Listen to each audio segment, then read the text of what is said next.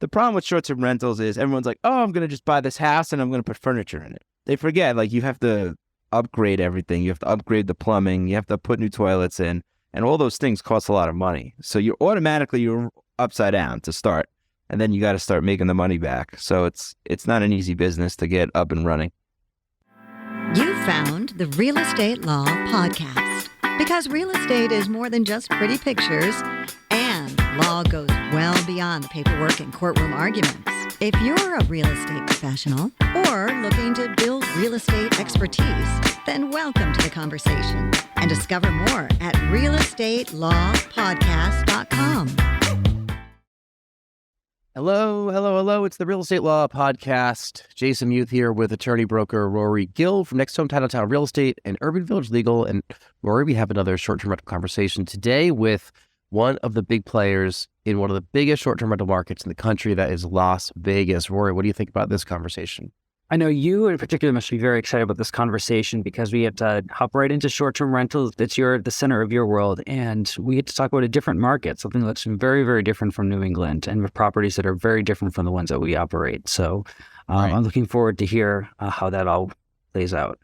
Now, I've been to Las Vegas a lot, at least 25 times, all right, throughout my career. And this is Jason Griggs from Las Vegas by way of New York, right? Yes, by way of New York. I love how you threw that in for me. Well, Got it. New Yorker. I'm a New Yorker too, so Really? why not? What part?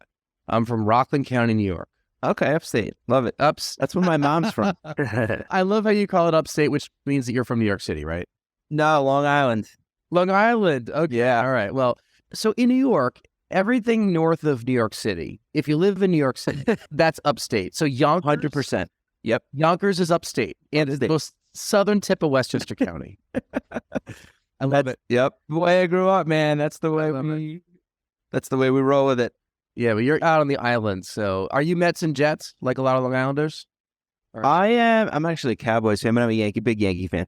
Okay, interesting. Yeah, there's a lot of Yankee fans on the island. We're up in Boston. We're in Newburyport, Massachusetts right now, but I've been in Boston for 20-something years where I grew up around here.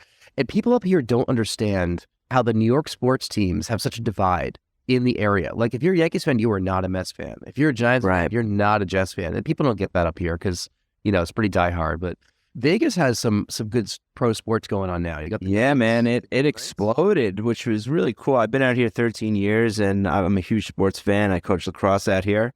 And the hockey team, when they came, it turned it into a full-blown sports city. And then obviously once the Raiders came, but it's amazing. The Raider games are amazing. All the hockey games are amazing. And we're turning into like a mega sports little town. It's pretty awesome. Yeah, I think once everyone got over the whole betting element to it, because Right. sports betting is legal pretty much, not everywhere now, but, we have sports betting legal in Massachusetts now. It's legal almost throughout New England. A couple states are holdouts. I think people kind of got over it. And that was always the fear in Las Vegas, that there would be games getting rigged or something. Yeah, it's so silly, right? But it works. I mean, everybody loves coming here for the games. There's a lot of guest fans that come. It's awesome. Yeah. So, Rory, I promised a short-term rental conversation. We're talking about sports right now. What about The reason we have Jason here today is not just to talk about sports, but he's an expert in short-term rentals, but you've really only been doing it the past couple years. You've just taken off for you really quickly. Fill us in a little bit on your background in real estate, and what made you jump into the short-term rental space. Yeah, so I was a teacher when 13 years ago. I moved to Vegas. I was a elementary school phys ed teacher, and I loved coaching lacrosse, and I kind of got paved into being a real estate agent. And I quickly realized when I got into real estate here, the real estate was really cheap compared to where I'm from and all these other bigger markets. And so my cousin of mine was like, let's just start buying rental properties.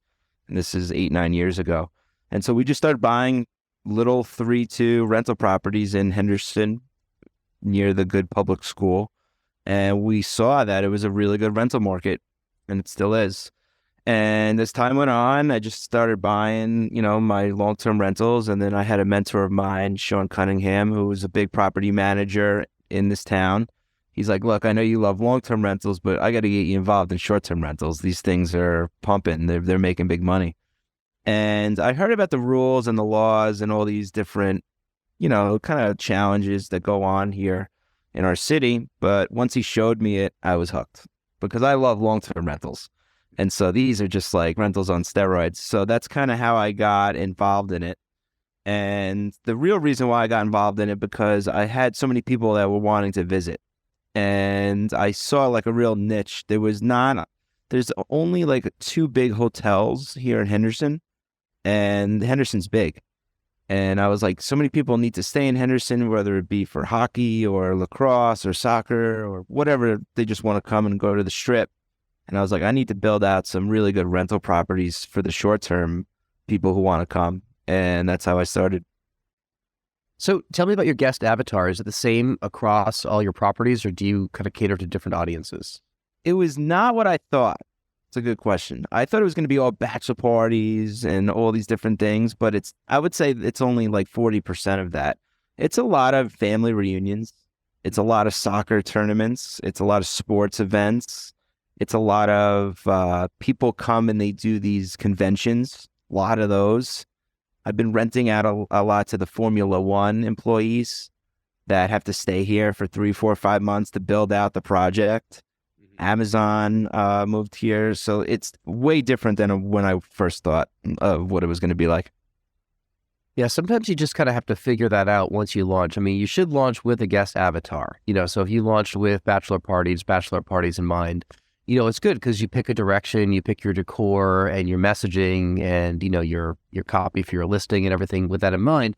But then as it evolves, you see the market shift a little bit and more opportunities open up for everything you've mentioned. I mean, people come into the area for work. A lot of times, hey, what are your properties like? I mean, you have one big property you just mentioned, 9,000 square foot place, which we'll talk about in a second, but the rest are not 9,000 square feet. Right? No, they're 4 beds. They're 2,500 square feet with pools. I do have a few luxury ones, but to answer your question, it's just I made my properties really luxurious, where the pictures stand out, where people, if they're going to come to Las Vegas, then they want to stay in a really nice place. So what we did was we emulated the Encore and the Wynn Hotel.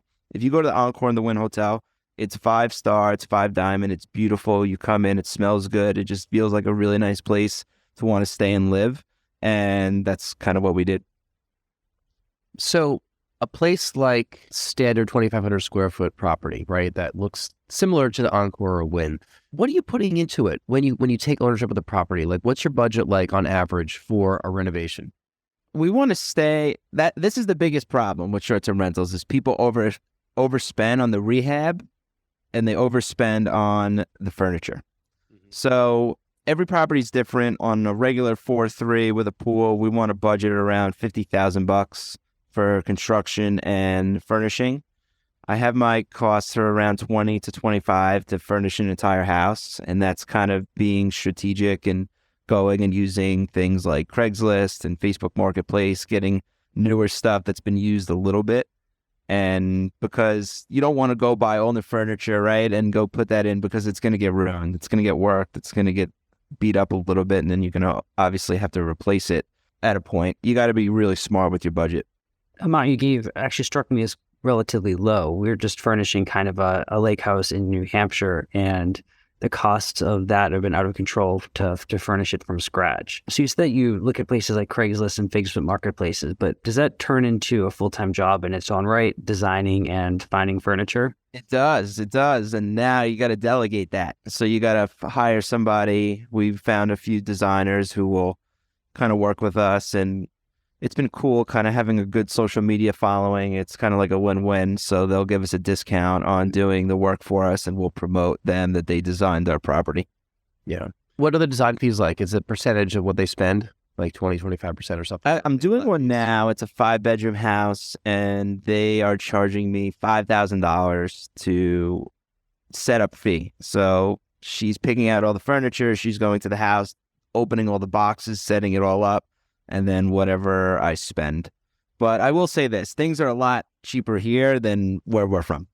Yeah. Like significantly cheaper. All the construction cost is cheaper. All the furniture is cheaper. Everything is a lot cheaper. Yeah. I think for our place, I mean, the one that Rory referenced, we just built a house in New Hampshire. It's our 5th short-term rental, and it's by 2 other ones that we have. and literally built it from the ground up. Got construction permits. I watched the septic design. I watched the septic tank go in. I watched the foundation go in, everything. So ground up, looks beautiful. But, you take ownership of this place and there's nothing in it, zero. Like, we're not buying a furnished place. It's done. So I've never done this before from the ground up. And, we're over budget what I thought we'd be. I just took a look a couple days ago and the number was like 80 something, but I think that includes the overages that I paid the builder, and plus I bought some things that the loan didn't cover. So I think I'm in about 55 right now with that build. I should probably have known this number off the back of my hand, but when you just start spending money, you just keep spending money, right? And it just add it to the list, and then eventually you'll recoup it.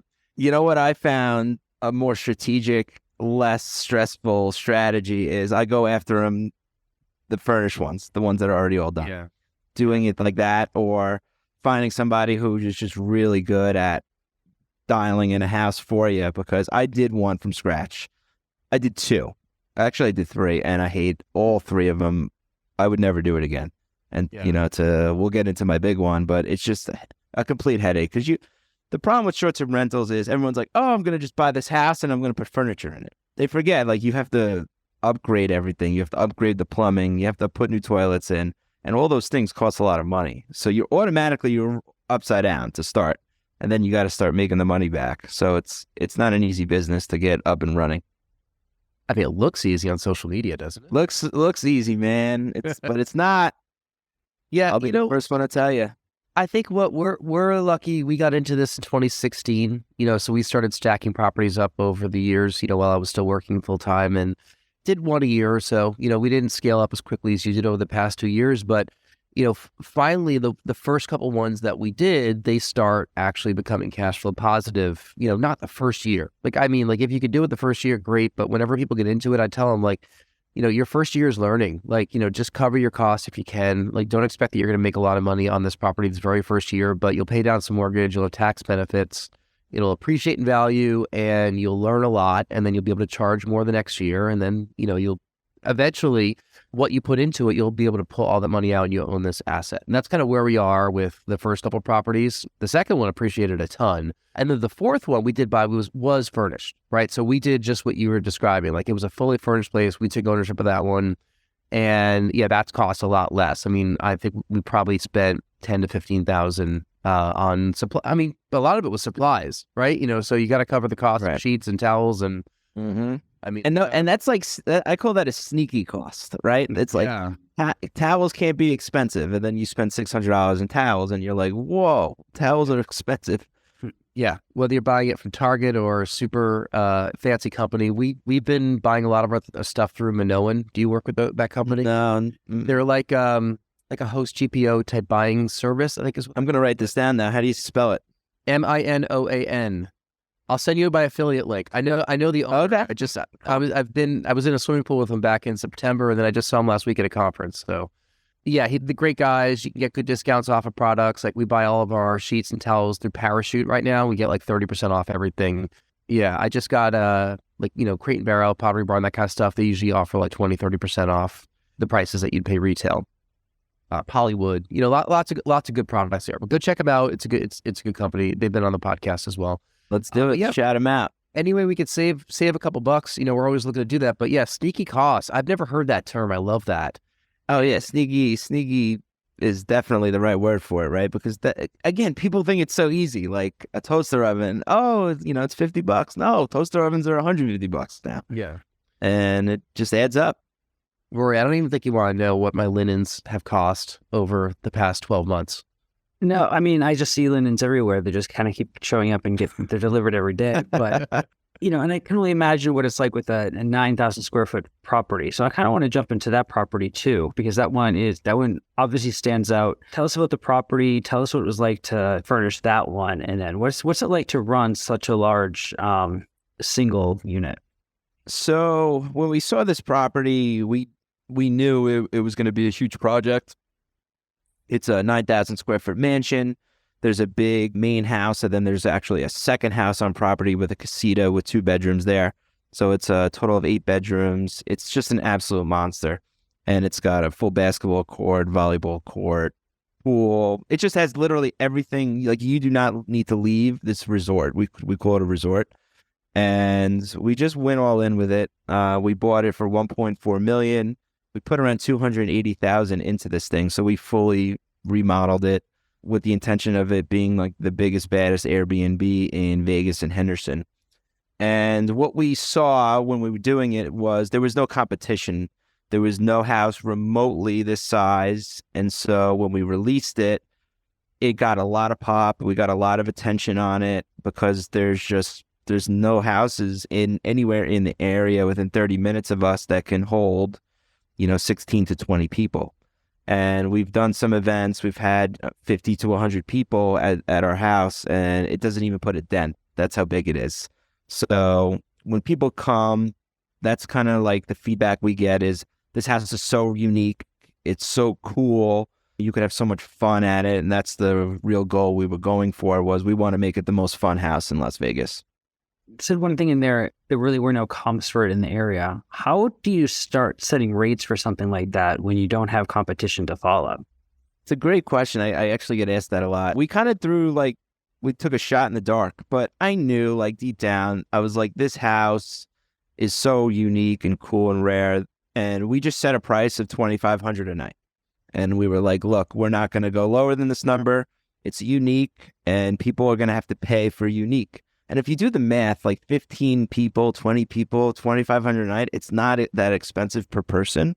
And so we tried it, and we were getting the numbers that we were aiming for. We were getting 50, 60,000 a month on this house. Somebody saw it, and we got approached to put the house, do a deal with the UFC. And the UFC said, we want to use the house for their reality TV shows. And so we did a deal with them shortly after we released it. So we've had it up for, I think, 4 or 5 months, and then they came in and rented it for 6, 7 months. For Power Slap, right? Dana White's Power Slap, and UFC's The Ultimate Fighter. Dana White's, he's a Boston guy. He's from the neighborhood. Yes, he is. Yep. So yeah, South Boston, so he's the Southie guy. He is for sure. He's an awesome dude, and probably the most surreal experience getting to work with him and his team and Pilgrim Films. And so the second show is going to get released, I think, in 2 months, and it'll be on ESPN. So 2 years ago, did you think you'd be, here in this position with a 9,000 square foot place that's on reality TV? No, but I work really hard. And with investing, I'm really good at it now with the rental side of things. And now I'm just taking my strategies and my systems and kind of pushing them kind of outside of Henderson. Because Henderson, we operate in probably the strictest jurisdiction in the entire country, but we get rewarded for it. We get numbers. Our numbers are top of the line compared to other markets, even the bigger markets, the Florida, the Texas, and the California markets. So our rules are really strict. But to answer your question, no, I didn't think I would be buying mansions, but now that's kind of like my MO, where Jason has the coolest houses that you can rent. Yeah. So in terms of restrictions, this is a good kind of pivot into this conversation because people don't always think about restrictions when they want to operate a short-term rental. If you're just getting into the space, you might not even know where to start looking. I'm curious what some of Henderson's restrictions are as to what makes it such a restricted place, and what kind of advice you have you give people that are in your coaching programs or that you just talk to every day that want to get into the short-term rental space about regulations. So I think regulations are a great thing, and everyone comes at my throat when I say that, but it's a really good thing because you don't want to go invest your money in a saturated market. And so Henderson, just city of Henderson, not Las Vegas, it's very regulated. So there's only about 320 licenses at a time. And so when you need a license per property, and then when you get a license on your property, there's a 1,000 square foot radius around your house that no other property could come in your zone and get a license. So you're pretty protected, and you know what's going on in the market, and you could kind of base your projections of, hey, I have the biggest one, and I have the biggest license. So, and I can see who's the next biggest license around me, and then I could use those numbers and comp, etc. But in the city of Las Vegas, there's 13,000 running right now, and none of them have licenses. And now they're putting the license rules in, and they're only giving out 2,800 licenses out of the 13,000 that are operating. So what's happening now is there's going to be a huge shrink of short-term rentals. And I think, what I think is going to happen is the value of mine are going to go up because I have those licenses, and they're going to be super rare. But I would always recommend before when you dive into this business is look at the regulations. Are they involved? Is the city involved in making them legal versus not legal? Because you don't want to go do all this work and then have the city come shut you down because you didn't do research. So I'm dabbling in markets where there are no rules. Kansas City, there's not many rules at all. And the big one I bought in Arizona, Mesa, they don't have any rules either. So we'll see what happens as time goes on. But like having the rules better because you know what you're getting involved in. Yeah, a lot of the markets that don't have the rules, what I've heard other people mention is they'll grandfather you in, but that's clearly not the case in Las Vegas, right? If they're only giving out a sixth of the licenses for the properties that are already existing right now, that is shocking to me. I've never heard something like that before. Yeah, well, I think you just got to do them right. Like I'm a licensed property manager, I'm a real estate professional, and you have people who do them kind of crappy, right? They just take a house, they throw it on, the house isn't functional the right way, it's not safe, and they just have these crazy parties, and it's not a right thing to do to the neighborhood. And so what Henderson does, which is I think a great idea, is it notifies your neighbors that there's a short-term rental coming in your neighborhood, and if there's any issues, there's a hotline that you can call and report the operator. And so if I get reported, I get a $500 fine every time somebody calls. So I got to make sure that everything is on point, making sure that my guests know the rules and letting them know, hey, you're in a nice neighborhood with neighbors around, so be super respectful. Well, besides that messaging, which is important, we put some messaging about having family nearby and people that live, our neighbors live here year round, and they're great members of the community. So, I think that we stress that in all the communication with our guests, and we, knock wood, haven't really had any issues. What do you use for tech in terms of noise monitoring or cameras or anything to protect the property and protect yourself? We have those, I forgot the name of those noise monitors, but they're required by the city. So a city inspector comes before they give you the license. And if it doesn't pass code, then you don't get your license. But we use the Ring door, all the Ring products. We love the floodlight and looking into the driveway, the front door camera. We don't put any other cameras in our property, not even to the outside portion. We want the guests to feel they have full privacy. But we do have a ton of those noise meters throughout the inside of the home and outside. So if it gets too loud, we get notified, and we have an AI, a VA, who will get the notification and message the guests immediately, telling them to quiet down. We take all these precautions, thinking that guests are going to come through and damage the property or behave ridiculously. But the truth is, I haven't seen that bad behavior. It's pretty rare, actually. Have you had any incidents with bad guests destroying the property or upsetting the neighbors? Yeah, I have. I mean, I think the market you're in and the market I'm in is different, right? People are coming to Vegas to party, and they get lit, and they're drunk, and they get a little stupid. But yeah, I've had dumb guests. I've had professional athletes trash my house. It's just the nature of the beast of what we're in. It doesn't bother me as long as they fix it and pay for it. Just like going into it, you got to know that people will mess up your house. They're not going to treat it like their house. They're treating it like a hotel. And I would say 90% of guests that go into hotels, they're messy. They're just messy because they know it's going to get fixed. And so that's kind of the way I look at it. How's your insurance? Wow, well, I got that. So the city requires we have to have $1 million liability coverage on every single property, which I think is great. That's a great rule. And then with State Farm, you could have a separate short-term rental umbrella into that policy, and we use that as well. Yeah. Yeah, I mean, everything you've mentioned, it just tells me short-term rentals have grown up, right, over the years. When we first started in 2016, actually Rory's parents did it before we did, but back when Airbnb was getting going, it was very much the Wild West, and you didn't hear of a lot of people that were doing it, but the people that were doing it, people got curious. Hey, what are you doing renting your place out, by the week? How's that going? And then, it got really popular over the past couple of years. It really spiked during the pandemic, once all the bookings came off the calendar, but then everything rebooked solid for what, a good year and a half, 2021, 2022, to the point that neighbors are probably asking questions, municipalities are asking questions, and hosts like yourself, you're doing the right thing. Like, you want to do the right thing. I want to do the right thing. Like, we all want to operate our properties correctly.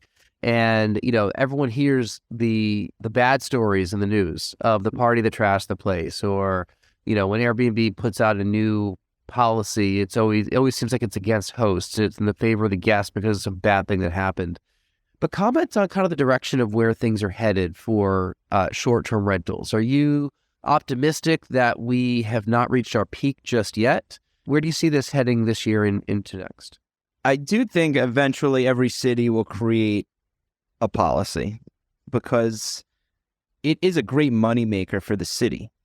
Like, in my opinion, Vegas is losing so much money by not we get taxed. We have to pay an 11% tax per booking.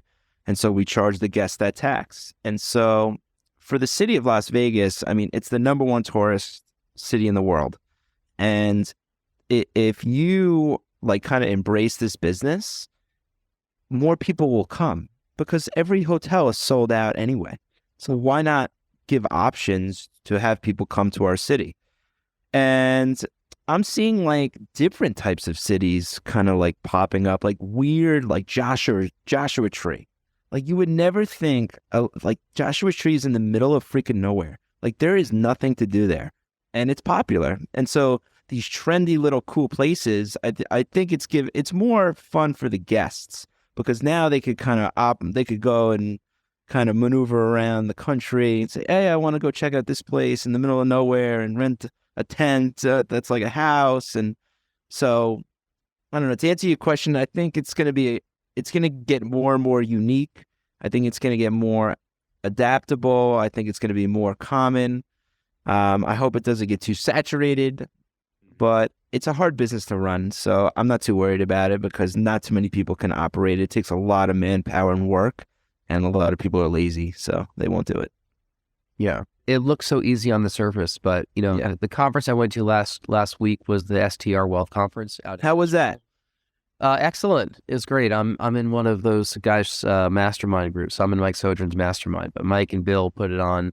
And you would think everyone's got a place in Joshua Tree or in the Smokies. I was just gonna say Nashville, right? That's what Nashville's the big one now. Everyone, the Smokies, the Poconos, Joshua Tree. It's like all the bloggers, all the influencers, everyone's talking about the same exact markets.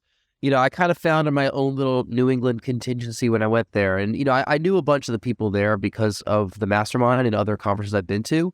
But, we New Englanders are few and far between at conferences like that. And we're happy with that. Like, I don't need y'all giving attention to what's happening in New England. Like, we got... Right. It's kind of like a kept secret, right? Yeah, I'm totally get with you.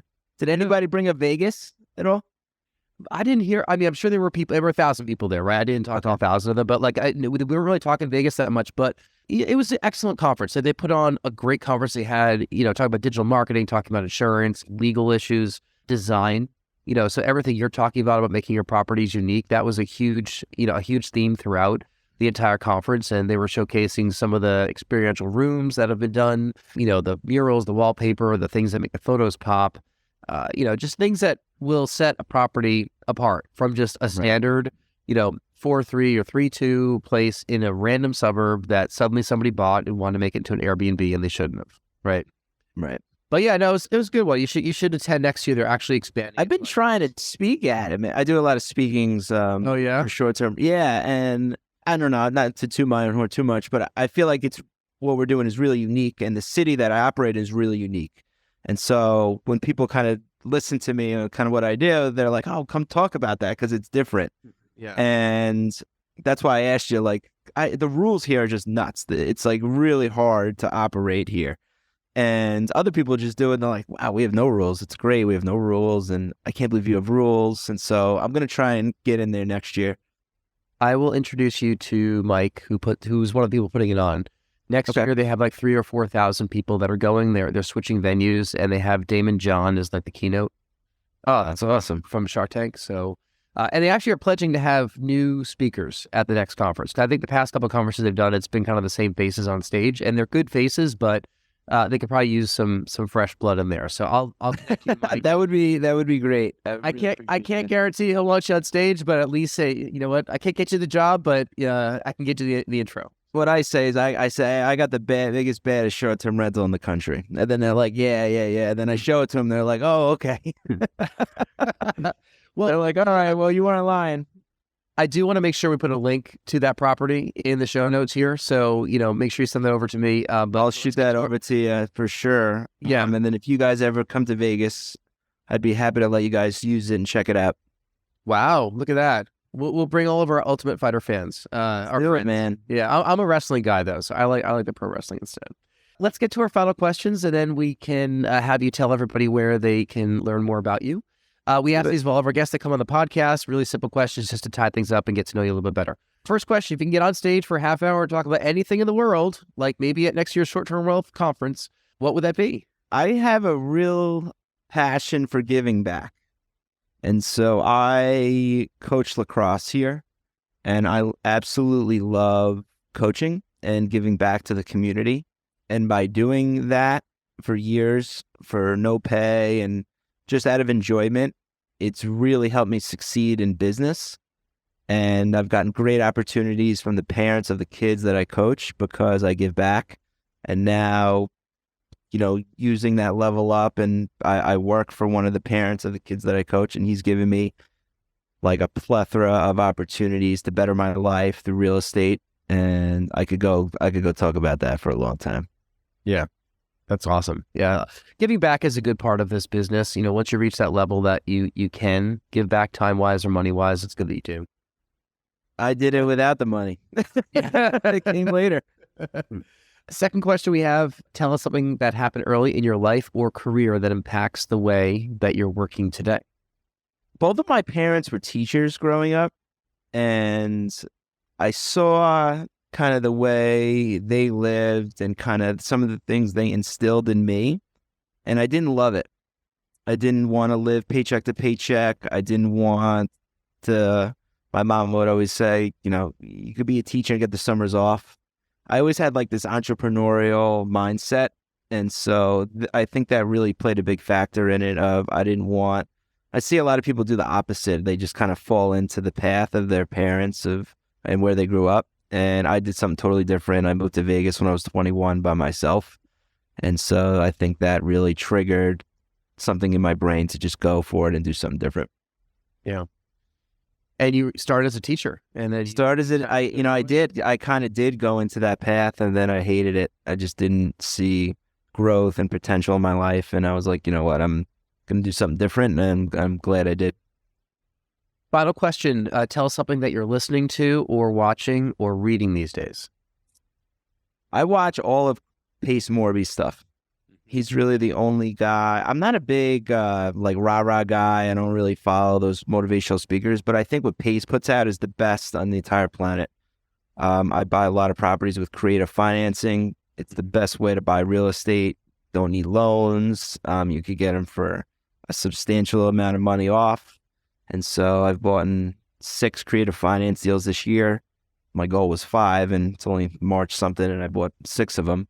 So that if my best advice is to read everything that guy puts out, watch everything that guy puts out, he's the best guy for real estate right now. It's not even close. Your Mesa deal, is that a sub-2 deal? Yes. Yeah. It was.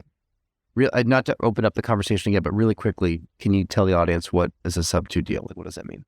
A subject to deal is you're basically taking over the mortgage payments from the seller. And so I'll go into the Arizona deal. Arizona seller was operating an Airbnb property. He had a tax issue, and he also had a family accident, and he just needed some cash quickly.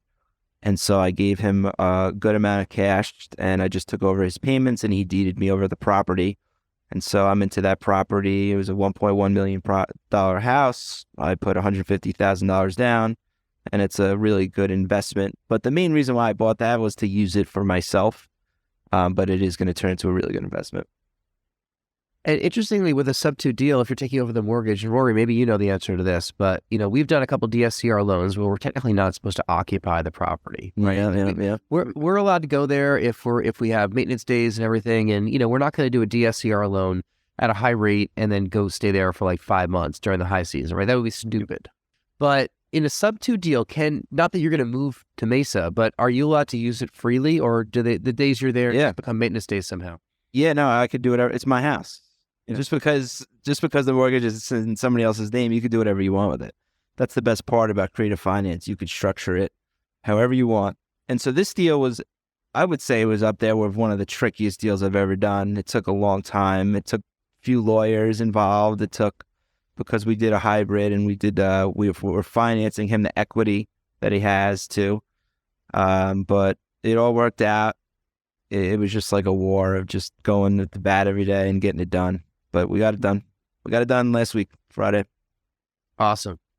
Congrats. I saw some video on YouTube that you did a walkthrough of that property, and the backyard is pretty sick. Yeah, it's awesome. I'm actually filming one right now of how I structured the deal. I'll release that so you can watch that, because it's like, for the normal person, they're not going to be able to understand what I did. So I'm going to try and dummy it down.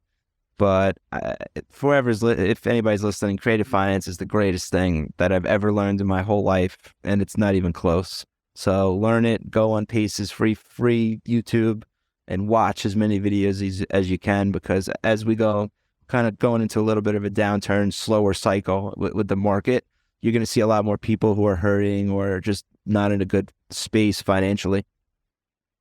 Rory, I've brought up creative financing to you multiple times and subject to deals, and I still don't understand why this is not more common in this space, and why the only people that know about it are people like you, Jason, and people that are in Pace's group and follow him. I think this should be something that is much more common for the average homeowner to understand too. Yeah, but I am seeing, I don't want to go too much into it, but I am seeing agents understanding it now, where when I call every listing of houses that I like here in Las Vegas, and I pitch it to everyone.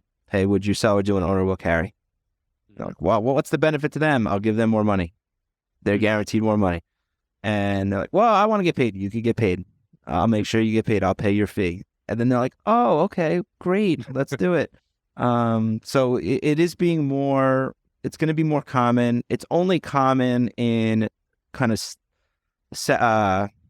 like the market is stale right now. It's not hot. It's not cold. It's kind of like even. If the market ever went cold, it would be super popular again. But when the market's hot, no one's going to do creative financing. Rory, any final words on creative financing before we wrap it up? No, I mean, you also don't hear about it because it takes more work from people too, and people don't necessarily want to do it. And it doesn't work in all situations. It's not going to work with every seller. It's not going to work in every little market. So that's why a lot of real estate agents who only know how to sell a single family home for one owner occupant to the next, they're never going to come across this, and they don't really have the incentive to discover it. But if you're working in the corners or working in that niches where this is a really valuable tool, you should know it. Yeah, it's fun. I'll give you a quick story. So 2 weeks ago, I had an agent bring me a house. They couldn't sell it. There wasn't much equity in it, and the house was foreclosing. And I saved the seller from being foreclosed on.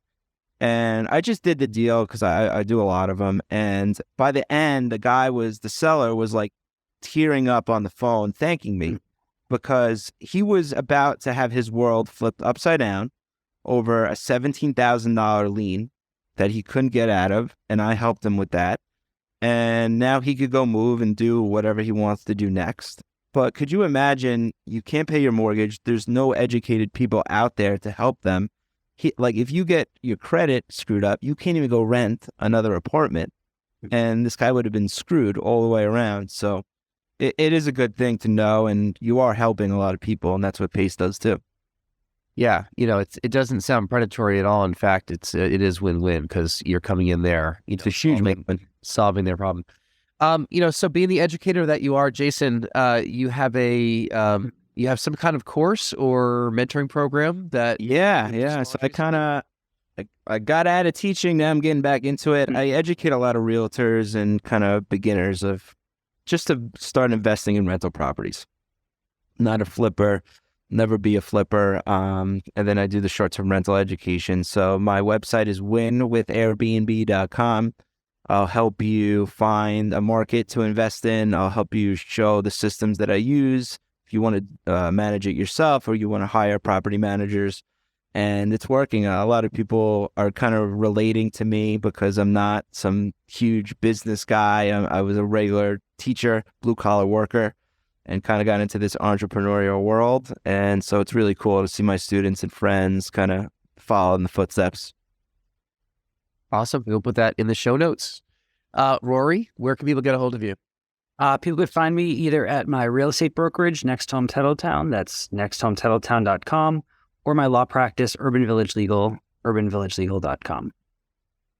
All right.